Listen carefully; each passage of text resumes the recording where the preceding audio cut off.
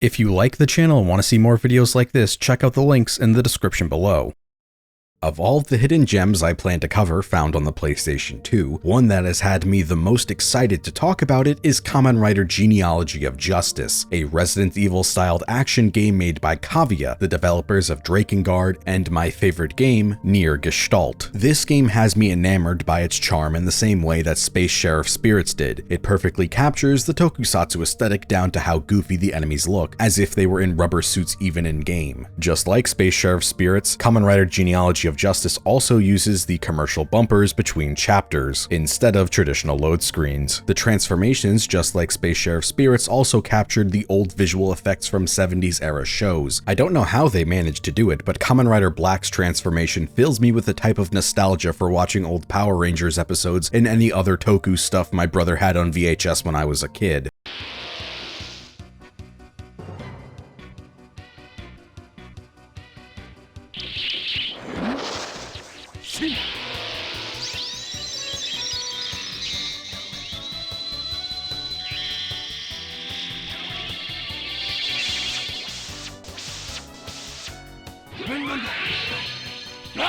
This game utilizes some of the best visual techniques that the Resident Evil franchise has long since abandoned. Fixed camera angles, pre-rendered backgrounds, they even use the same turquoise metal texture that early Resident Evil and Onimusha games had that I absolutely love. If you haven't already noticed from my footage so far, unfortunately this game does not have an English patch, and was never released outside of Japan, so that means you'll have to play it in Japanese on an emulator or a modded PlayStation 2 if you want to experience it. Hopefully this video will drum up enough interest that maybe one day we'll see an English patch for the game. But either way, the game is simple and straightforward enough for most of its runtime that this isn't really an issue. You can play through the first 4 of 6 chapters without needing a guide or understanding of the language, because the game's level design and visual language guides you to solving puzzles. I had this example prepared for an eventual video on Rule of Rose that I put on the back burner, where in that game there isn't any real clear thought process or through line that you can follow to try and solve puzzles or figure out where to go next. You give an item to your plot dog, Brown, and it sniffs the ground, leading you to your next item or the next part of the story. In Genealogy of Justice, for example, you enter this abandoned building and the power isn't on, so the elevators and electronic doors don't work. You go outside and see the power grid box and notice the fact that it is missing a lever. One of the other unlocked doors takes you to a supply shed, and you find the lever. This then makes you realize, oh, this will turn the power back on, and because the art direction of this game using pre-rendered backgrounds, you can always tell what is interactable in the levels, and for an extra good measure, a lot of these story beat items have a shimmer to them, so there's no chance of missing them. You can then apply this thought process of straightforward puzzle problem solving to the rest of the game up until chapter 5. Now, that may make it sound like this game gets bad or confusing or convoluted at this point, but that's not the case. It's simply that the game introduces a new system and becomes a lot less straightforward that I don't think that you can reasonably figure out what to do without a guide if you cannot read Japanese. Chapter 5 is where they introduce the ability to swap between each of the riders to interact with the levels in different time periods to help the other riders progress in theirs, similar to how I had wished swapping between characters worked in Dino Crisis 2 during my review for that series. As one rider, you'll go around, maybe turn off a laser or two, open a door, unlock some machinery, put an item into something, then you swap to one of the others, and their time period is changed too. I'll link both a GameFAQs guide and a YouTube walkthrough in the description below that you can use if you end up playing the game and getting to this point. Going into this game, I wasn't really sure what to expect gameplay-wise. I wasn't sure how much of a survival horror game this was going to be. Maybe you would have to ration your transformations and their powers similar to the ninjutsu and shinobi, and your ammo and blood will tell. Or maybe you would ration your time transformed similar to Garo or Altered Beast. Maybe it would be like Space Sheriff Spirits, where combat refills your meter so you can stay transformed and do special moves. Instead, this game only really uses the surface level attributes of the Resident Evil formula. You have your healing items strewn throughout the levels that you could pick up off the ground, green vials being for your health, and red vials being for the energy meter that your suit and its powers run off of. Your suit can just turn on and off at the click of the bumpers, and the meter refills incredibly fast, so there isn't any real reason not to be transformed outside of the one time where you have to fight mind-controlled civilians. You can just keep downing Red Bulls to refill your energy meter and never turn off the suit. If you do need to turn off your suit and refill your meter, you just hit both bumpers, stand still for a few seconds, or even just just progress through the levels, and then you're good to go. It fills up incredibly fast, so obviously they really wanted you to use this. Basic enemies are total pushovers. If you are transformed, you kill them all in one hit. Only bosses give you any sort of resistance, which is where you should save your energy vials for. The competency and damage of bosses widely varies. Some are just as much of a pushover as a basic enemy, and then others are a 10-minute fist fight that is super tense. Outside of the basic Resident Evil formula, there is one minigame segment that happens a few times throughout the game, and that is a motorcycle chase sequence. It is okay. It's charming enough, it's cute, I enjoyed it, but it's nothing super depthful and doesn't control that amazing. Now, I do like this game. I found it enjoyable to play, otherwise I would have put it on the back burner and saved it for the batch of bad PS2 games, which I've already played a few of, that aren't worth my time until I've already blown through all the good games this console has to offer. That being said, the game has the patented Cvit jank. The movement of Kamen Rider Genealogy of Justice is very similar to the first Fatal Frame game, so if you watched my review of that series, then you know what I'm about to say. You spin on a dime, it is not tank controls, you feel like you have no friction to the ground, which is fine for the most part, but for some reason the game actively fights you and sends you in the wrong direction all the time. Combine this with the transition times between camera angles that would make Yakuza 1 look instantaneous, which I have been actively cutting around so far, so in reality, they are much worse than I've made it look in this entire video. Each transition is about 1.5 to nearly 3 seconds, and enemies spawning back in every time you transition the camera makes traversal around the map become incredibly annoying. The combat is both pretty stiff and really shallow. You have a punch, a kick, a tatsu when holding down the right bumper and kick, and a special move when holding the left bumper. Punches are as slow as when you try to fight a bully back in one of your nightmares. There is a counter system where if you punch or kick at a certain time, you can parry an enemy and knock them to the ground, but that's really all there is, and it doesn't come up that much in basic gameplay when every enemy dies in one hit to you. And to make matters worse, when playing certain characters, especially near the late game like V3, for some reason the game runs a lot worse compared to all of the other playable characters. Maybe I've just been disappointed and beaten into the dirt by all the recent Kamen Rider games and Bandai licensed games in general that I found this completely serviceable gameplay-wise and finding it being far more enjoyable than it actually is, or deserves credit for. That being said, I'd rather play this with the mindless combat hallways of dudes running at me every time a screen transition happens than playing through any of Bandai's copy and paste arena fighters from recent years. It sucks to say, but the game is bare bones, it is jank, and I've completely run out of things to talk about it. After a while, you're just redoing the same things over and over again. You're running around through the same map over and over again, refighting the same bosses a bunch, and while it is fun, and I did enjoy it, the story is kinda whatever. You're fighting Nazis, but not Starfish Hitler. They're making bioweapons or superhumans or genetically altered people, I think. There's a time distortion, I don't know, there was only so much that I could parse from the text without having to stop at each cutscene, pull out my phone with Google Translate on it, hold it up to the screen so I could fully understand what is being said. I could only praise it and talk about it so much, I'm blatantly just trying to fill time and fill dead air so the video could hit a long enough point so I could put ads on it and actually make money off this. I don't know how to end this video. Play it if you want. It's enjoyable, but it's not amazing. It's a solid 6 out of 10. Hopefully it gets an English patch at some point. Enjoy this footage of Kamen Rider Genealogy of Justice on the beach, and I'm going to play the outro now.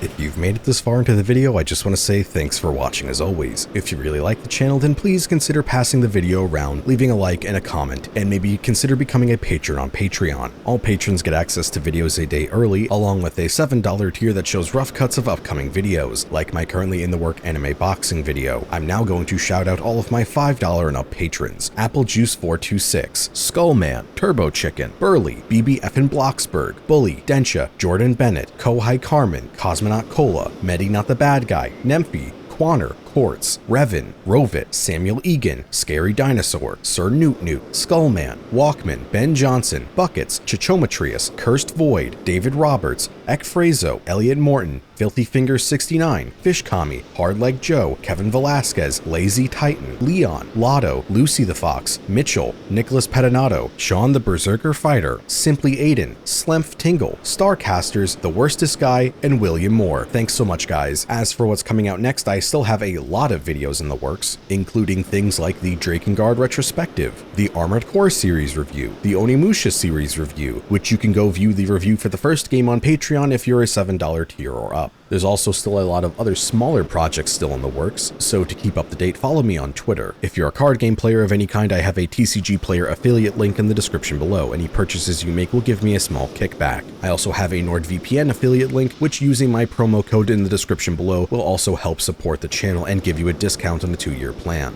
That's pretty much it. I hope you enjoyed the video, and as always, thanks for watching, and see you next time.